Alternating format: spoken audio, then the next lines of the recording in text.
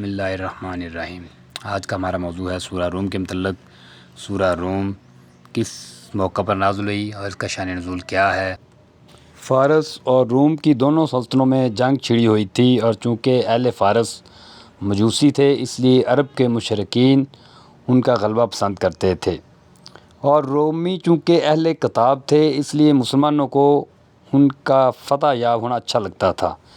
خسرو پرویز بادشاہ فارس اور کیسر روم دونوں بادشاہوں کی فوجیں سرزمین شام کے قریب معرکہ آرا ہوئیں، اور گھمسان کی جنگ کے بعد اہل فارس غالب ہوئے۔ مسلمانوں کو یہ خبر بڑی گراں گزری، اور کفار مکہ اس خبر سے مسرور ہو کر مسلمانوں سے کہنے لگے کہ تم بھی اہل کتاب اور رومی نصارہ بھی اہل کتاب اور اہل فارس بھی آتش پرست اور ہم بھی بت پرست، ہمارے بھائی تمہارے بھائیوں پر غالب ہو گئے۔ اگر ہماری تمہاری جنگ ہوئی تو اس طرح ہم بھی تم پر غالب ہوں گے۔ تو اس موقع پر قرآن مجید کی یہ آیتیں نازل ہوئیں جن میں غیب کی خبر دی گئی ہے۔ بسم اللہ الرحمن الرحیم۔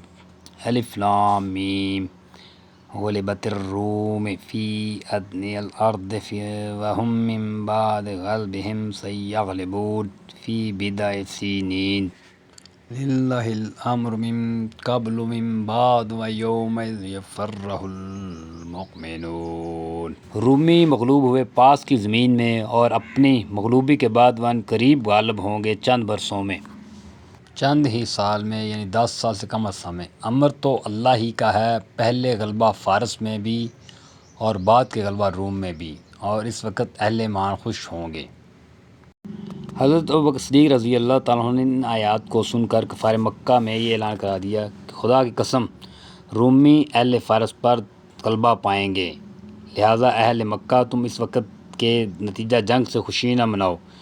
چونکہ بظاہر رومیوں کے فتح یاب ہونے کے اسباب دور دور تک نظر نہ آتے تھے، اس لیے ابی بن خلف آپ کے مقابل کھڑا ہو گیا، اور آپ کے اور اس کے درمیان 100 اونٹ کی شرط لگ گئی کہ اگر 9 سال کے اندر رومی غالب نہ آئے تو حضرت ابوبکر صدیق رضی اللہ تعالیٰ عنہ 100 اونٹ دیں گے، اور اگر رومی غالب آئیں تو ابی بن خلف 100 اونٹ دے گا۔ اس وقت تک جوا اسلام میں حرام نہیں ہوا تھا۔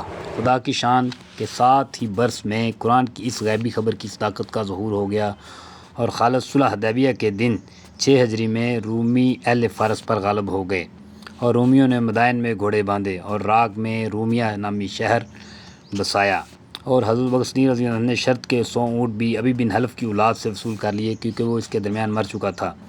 حضور سید العالم صلی اللہ علیہ وسلم نے حضرت ابوبکر صدیق رضی اللہ عنہ کو حکم دیا کہ شرط کے اونٹوں کو جو انہوں نے ابی بن حلف کی اولاد سے وصول کیے ہیں سب صدقہ کر دیں، اور اپنی ذات پر کچھ بھی صرف نہ کریں۔ فارس اور روم کی جنگ میں رومی اس درجہ شکست کھا چکے تھے کہ ان کی عسکری طاقت ہی فنا ہو گئی تھی، اور بظاہر ان کے فتح یاب ہونے کا کوئی امکان نہیں تھا، مگر 7 ہی برس میں رومیوں کو ایسی فتح حاصل ہو گئی کہ کوئی اس کو سوچ بھی نہیں سکتا تھا۔ رسول صلی اللہ علیہ وسلم کی یہ غیبی خبر آپ کی صحت نبوت اور قرآن کریم کے کلام الہی ہونے کی روشن دلیل ہے۔